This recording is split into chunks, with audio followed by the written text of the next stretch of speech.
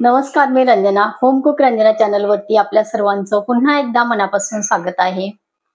उन्हाचा आपल्या सर्वांना खूप जास्त त्रास झालेला आहे. प्रचंड उन्हाचं प्रमाण ह्या वर्षी सुद्धा होतं आणि गरमीमुळे सगळेजण खूप जास्त त्रस्त झालेली होती. पण आता जून महिना लागलेला आहे आणि पावसाची रिमझिम सरी बऱ्याच ठिकाणी पडत आहेत. तर इथे माझ्या इथे अलिबाग मध्ये पण भरपूर सारा पाऊस झालेला आहे आणि त्यातून आता छान जमीन थंडी झालेली आहे आणि वातावरण थंडावलेलं आहे आणि असं हळूहळू आता सगळीकडे पाऊस पडतच आहे. तर इथे मस्त रिमझिम पाऊस चालू आहे बाहेर आणि अशामध्ये आज मला एक रेसिपी करावीशी वाटली. छान पाऊस पडतोय आणि बटाटा वडा मी इथे बनवणार आहे. साहित्य मी ते काढून ठेवलेलं आहे. झटपट होणारा, पटकन गरमागरम चहाच्या वेळेला खाता येऊ शकतो अशा पद्धतीने मी हा बटाटा वडा बनवणार आहे. साहित्य मी काढून ठेवलेलं आहे. चला तर मग रेसिपीला सुरुवात करूया. बटाटा वडा बनवण्यासाठी इथे साहित्य घेतलेले मी 4 बटाटे घेतलेले आहे. व्यवस्थित मी उकडून आणि हे असे क्रश करून घेतलेले आहे. 4 मीडियम साईजचे मी इथे घेतलेले आहेत बटाटे. आपल्याला जेवढ्या प्रमाणामध्ये इथे बटाटा वडा बनवायचा असेल तेवढ्या प्रमाणामध्ये आपण इथे बटाटे घेऊ शकतो. इथे शेंगदाणे आहेत हे भाजलेले, एकदम छान कुरकुरीत शेंगदाणे भाजलेले आहेत. तर हे बघा 4 टीस्पून आहे. वाटीने म्हणाल तर छोटी वाटी पूर्ण भरलेली नाहीये. इथे आलं लसूण पेस्टचा मी वापर करणार आहे. तुम्ही ताजी फ्रेश आलं लसूण इथे घेतलं तरी सुद्धा चालेल. माझ्याकडे आहे म्हणून मी हे वापरणार आहे. आणि इथे एक पातेलं घेतलेलं आहे मी. 4 टीस्पून मी इथे घेणार आहे चण्याचं पीठ. हे पीठ थोडंसं कमी जास्त झालं तरी सुद्धा हरकत नाही, कारण आपण पिठाचा वापर करू शकतो. 4 टीस्पून मी इथे चण्याचं पीठ घेतलेलं आहे आणि 2 टीस्पून मी इथे घेणार आहे तांदळाचं पीठ.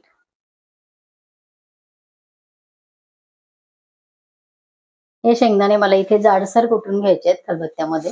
साली सकट मी शेंगदाणे घेतलेले आहेत, ते थोडेसे जाडसर मला इथे कुटून घ्यायचे आहेत. तुम्ही म्हणाल बटाटा वड्यामध्ये कोणी शेंगदाणे टाकले का, तर खरंच मी कधीच बघितले नाही, पण टाकून बघा. मी केलेले आहे. अतिशय छान हा बटाटा वडा लागतो. एखाद्या वेळेला नक्की ट्राय करा. जाडसर शेंगदाणे बघा इथे कुटून झालेले आहेत. बटाट्यावरती आपल्याला इथे घालायचे आहे. मी हिरवी मिरचीचा वापर इथे करू शकता. मी लाल तिखट इथे वापरणार आहे. आलं लसूण पेस्ट मी घेतलेली आहे थोडीशी. इथे आता काही मसाले घ्यायचेत मला. हिंग घेतलेला आहे मी 2 चिमटी. 1 टीस्पून मी इथे घेतलेलं आहे जिरं. आणि तिखटाचं प्रमाण इथे बघा 1 टीस्पून मी घेतलेला आहे लाल तिखट. तरी तिखट भरपूर तिखट आहे, त्यामुळे तिखटाचं प्रमाण तुम्ही तुमच्या आवडीप्रमाणे इथे घेऊ शकता. मीठ घालायचंय चवीपुरतं आणि व्यवस्थित सर्व मिक्स करून घ्यायचंय. व्यवस्थित मिक्स करायचं आहे. बटाटा व्यवस्थित उकडलेला असेल तर तो छान व्यवस्थित क्रश होतो. बटाटा उकडून थंडगार झाल्यानंतर मी हा इथे क्रश करून घेतलेला आहे. कोथिंबीर इथे तुम्ही घालू शकता. मस्त वास येतोय. आलं लसूण आपण याच्यामध्ये घातलेलं आहे. आता इथे आपल्याला एकदम मोठे पण गोळे करायचे नाहीयेत. मिक्स आपण छान केलेलं आहे. तुम्हाला खूप मोठे साईजचे वडे पाहिजे असेल तर मोठी साईज पण इथे तुम्ही घेऊ शकता. माझ्या चॅनलवरती व्हेज नॉनव्हेज पदार्थांची प्लेलिस्ट दिलेली आहे, जरूर चेक करा. एखादी रेसिपी तुम्हाला त्यातली आवडली तर नक्की करून बघा. पावसामध्ये असेच आपल्याला चटपटीत पदार्थ खायची इच्छा होत असते, म्हणून आपण आधीमध्ये खात असतो. तर ते खाऊन सुद्धा थोडंफार आपल्याला हेल्थची काळजी घ्यायचीच असते. त्यामुळे छान छान खात पण राहा आणि एक्सरसाइज करा, शरीराची काळजी घ्या. आपल्या तोंडाची चोचले आपल्याला पुरवायला पाहिजेच, पण त्यातूनच आपण जर काळजी घेऊन हे असे पदार्थ केल्यानंतर, खाल्ल्यानंतर जर आपण काळजी घेऊन एक्सरसाइज केली किंवा नियमितपणे आपण जर एक्सरसाइज करत असू तर हे पदार्थ आधीमध्ये आपण सहजरित्या खाऊ शकतो. आपले छान आता गोळे इथे तयार करून झालेले आहेत. तांदळाचं पीठ इथे आपण घेतलं, कारण तांदळाच्या पिठामुळे एकदम छान क्रिस्पी आपलं हे वड्यांचं वरचं जे आवरण आहे ते होतं. इथे आपल्याला चवीपुरतं घालायचं आहे मीठ. बटाट्याच्या भाजी आपण म्हणजे भाजी म्हटल्यापेक्षा आपण बटाटा क्रश करून त्यामध्ये जे मीठ घातलं तर त्याचं ध्यानात ठेवून आपण या वरच्या याच्यामध्ये मीठ घालायचं आहे, जे आपण आता कोटिंग बनवणार आहोत, तर त्याच्यामध्ये आठवणीने आपण मिठाचं प्रमाण व्यवस्थित घ्यायचं आहे. सगळे दोन्ही पीठ आपण व्यवस्थित मिक्स केलेले आहेत. या पिठामध्ये फक्त आपल्याला थोडंसं घालायचं आहे हिंग. हिंगामुळे छान टेस्ट येते. थोडं थोडं पाणी घालून आपल्याला आता हे मिक्स करायचं आहे.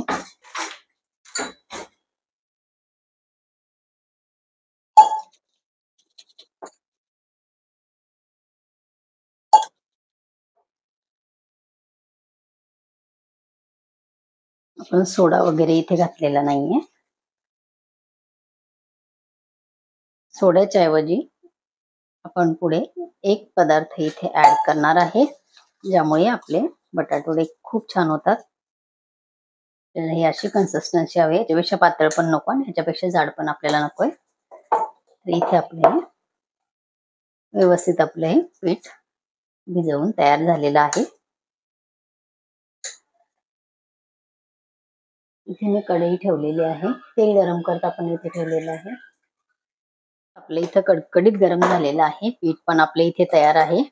बेसन पीठ मी जास्त घेतलेलं आहे, मगाशी सांगितलं त्याप्रमाणे. इथे बेसन पीठचं तुम्ही जेवढ्या प्रमाणामध्ये करायचं तेवढ्या प्रमाणामध्ये इथे घेऊ शकता. कमी जास्त झालं तरी काही इथे मेजरमेंट नाहीये. तर इथे आता कडकडीत हे बघा तेल गरम झालेले आहे. तर आता इथे मी एक मगाशी बोलले की या पिठामध्ये आपल्याला एक पदार्थ टाकायचा आहे. तुम्ही म्हणाल तर 2 टीस्पून हे तेल होतं. पळीने अर्धा पळी मी इथे तेल गरम तेल याच्यामध्ये टाकलेलं आहे आणि आता हे मला मिक्स करायचं आहे.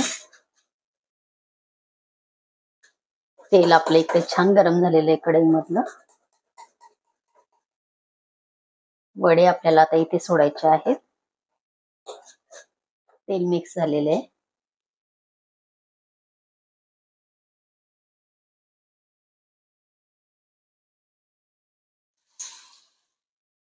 गॅस आता आपला कमी आहे.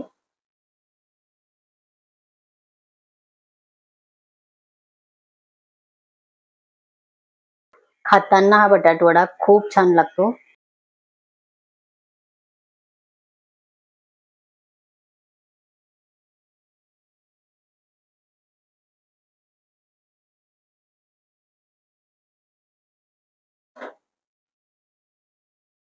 इथे माझे सर्व बटाटे वडे तळून झालेले आहे.